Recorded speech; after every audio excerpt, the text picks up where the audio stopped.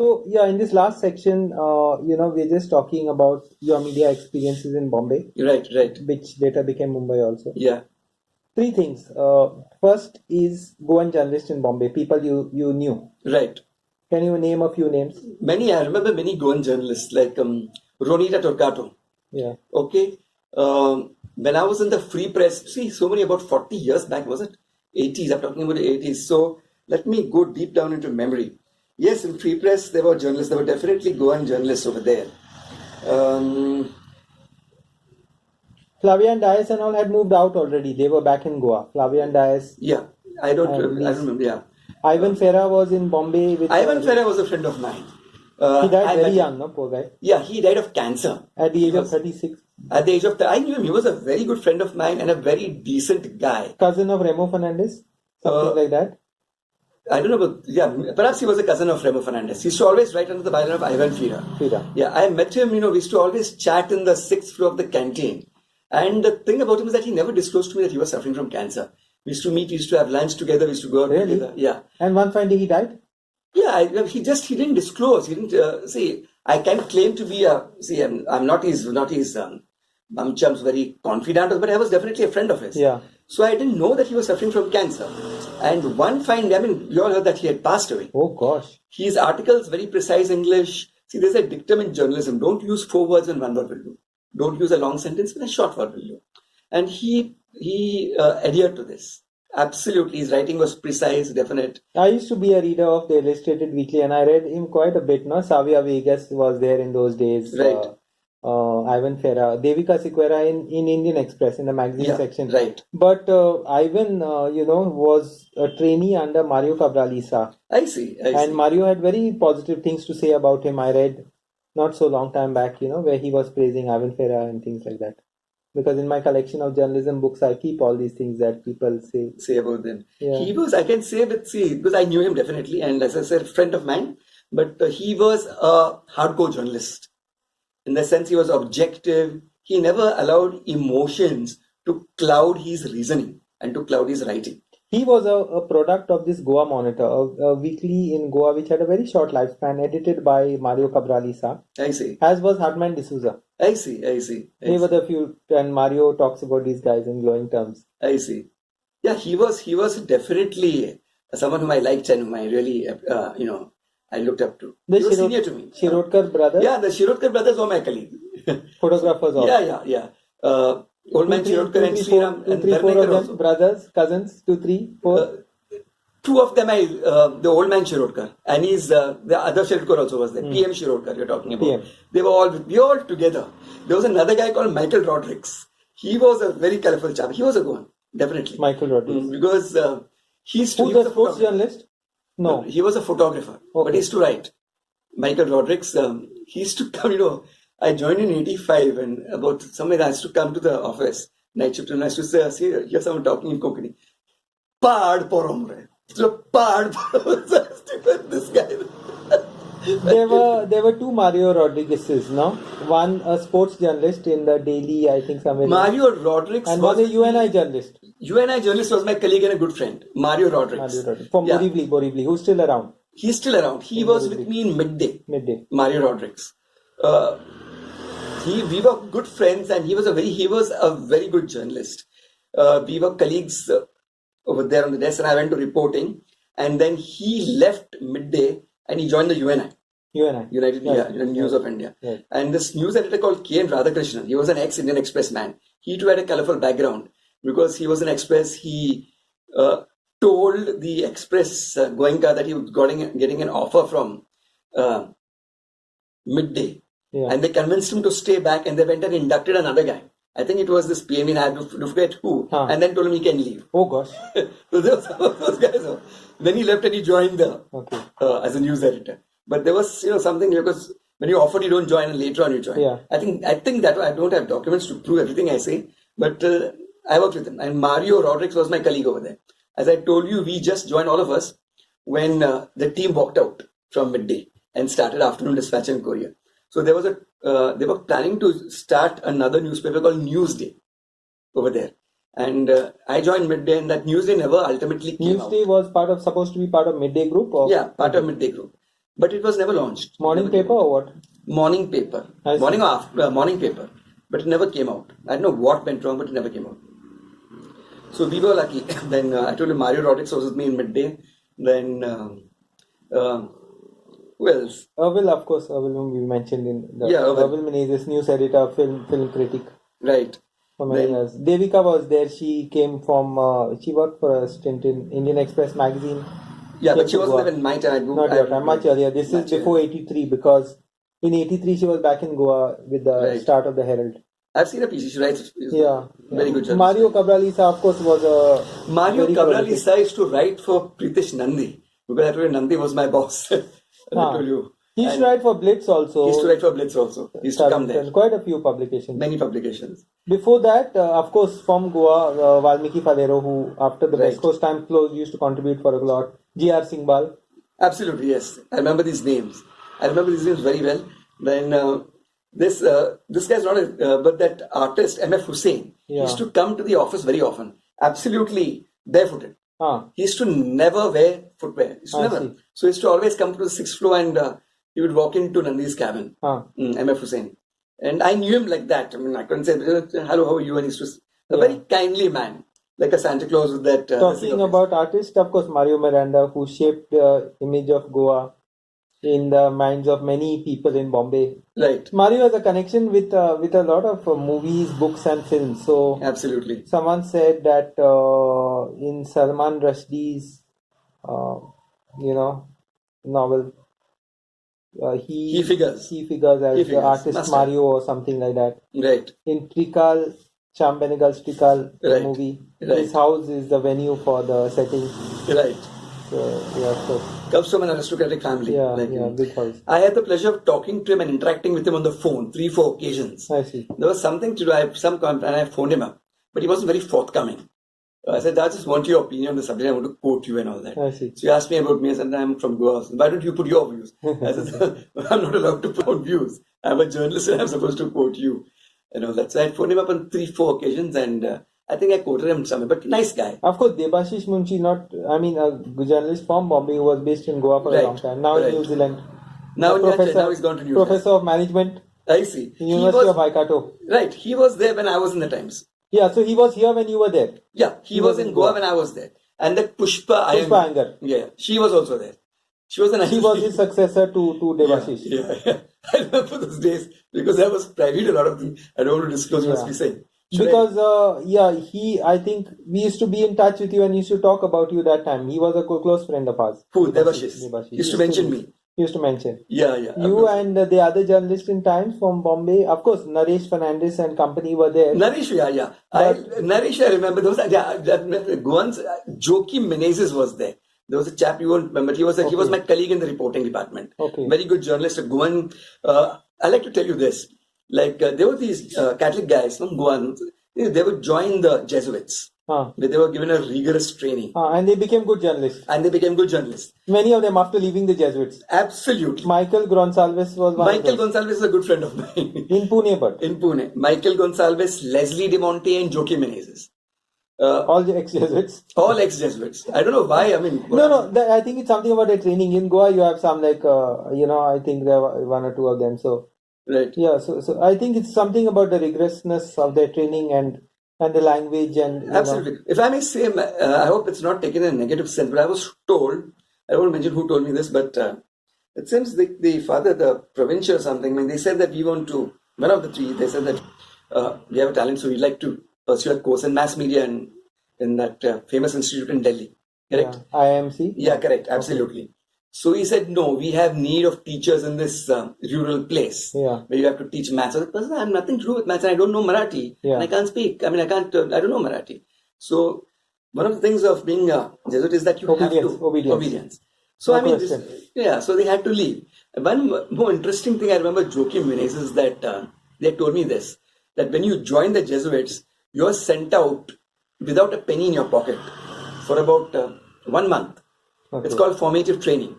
So you take your vows and then for 1 month you're supposed to go and wander around the country or wherever, and you're not allowed to disclose that you're educated, you passed your SSC or whichever degree you have, and you have to go just with your shirt and your trousers and with a backpack and you have to beg, literally beg, earn your money, pay your way from the money you earn, and 1 month you have to survive, and then you have to come back and give them a report. I see. It's supposed to strengthen your faith in Christ and strengthen your faith in God, that God will take care of you. Talking about priest and journalism, this story was told to me once, and it's a true story. It happened in the Herald in Goa. Right. So there were these two guys talking, and they suddenly start laughing, and both of them realized that we were both in the seminary.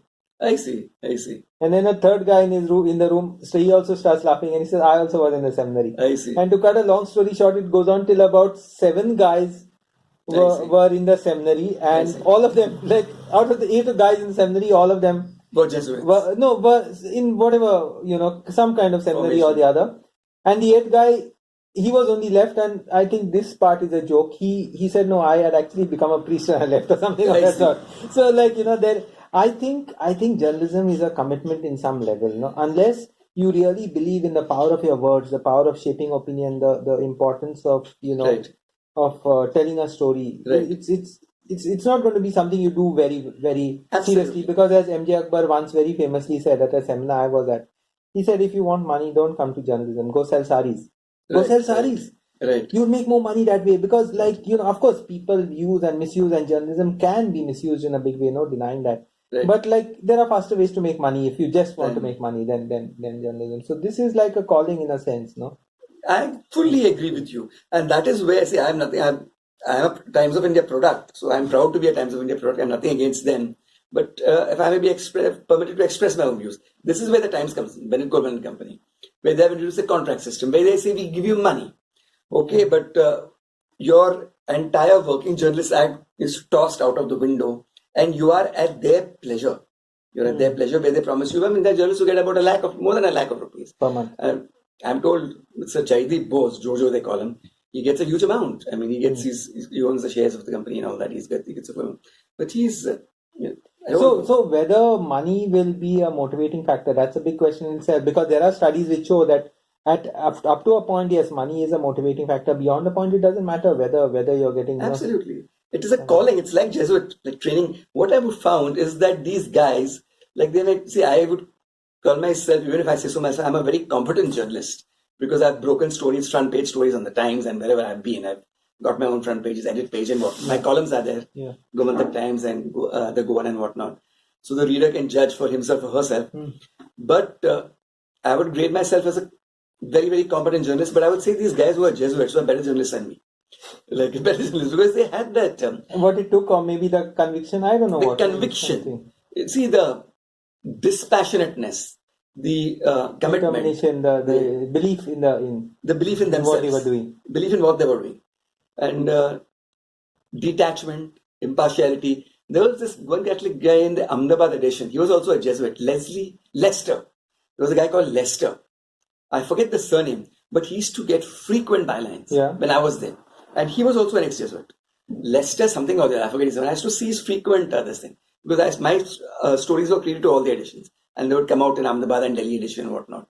So I remember this guy, and he was also almost every week or something used to get a front page or something like that. If we could shift topics, sure. Do you think the media does justice in covering the courts today? Frankly, or no. do they not understand it? If I may be permitted to express my view, they do rampant injustice.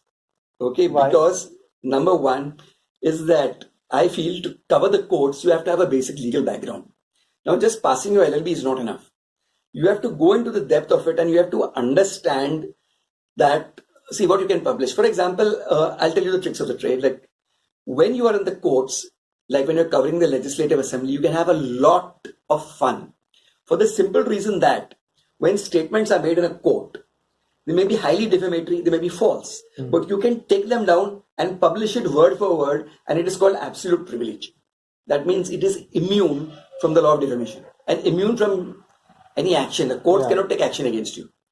Similarly, in the legislative assembly, accurate ending. The MLA or MP makes a speech. Now he makes an allegation against XYZ. The allegation may be false. Defamatory, highly defamatory. You take it down word for word and publish it. As long as it is not struck off the record or whatever. Absolutely right. Same thing in the court. Question doesn't arise of striking off the record. An advocate makes a highly defamatory statement. A judge says something in which I'll give you my experience. Like when I was there, the Chief Justice of the Bombay High Court was M.B. Shah. And when I was, I was covering it.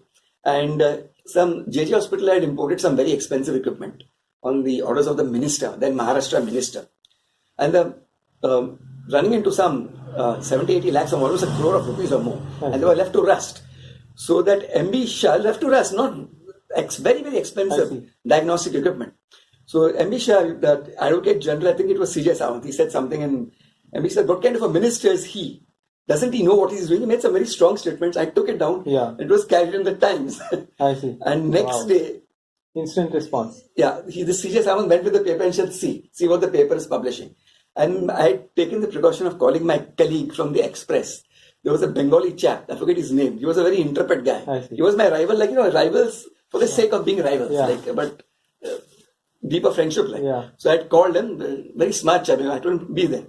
And M.B. Shah said, the newspapers are not expected to publish every word I say, but to wait for my signed judgments. Now this is a absolutely hilarious and ludicrous statement because a judgment can come after 3 months, 4 months or 6 months. Whereas a court reporter, legal journalist, what is supposed to turn in about 1,000 words a day. You can't wait for a judgment. True. I mean, you'll be sacked from the paper. True. I had to turn in my story in the Times, whichever papers, by about 7:30 at the latest. Correct? Now the judges were not aware of this. I remember, I don't want to mention the name of the judge. He had another judge. He had made a strong statement in the court, and because I was the first to break I've broken many stories, like about Gagrat closing down. What? Gagrat, there was a famous old solicitors firm called Gagrat and Co. So there was infighting in the company and they closed down. And the matter went to the court because for winding up of the partnership. And there was a chap called Deshmukh. He made very strong statements and all in the court. So I went and took it down. I was in the courtroom and I went and met him. And I said, I'm going to court. No, please don't quote, otherwise I will take contempt notice. I said, sir, I'm there in the court and how can you take contempt? No. If you do that, I'll take contempt. Because I was present in the court. Now, this is how judges threaten journalists. Now, if a journalist doesn't have a legal background, he or she doesn't do justice to the job.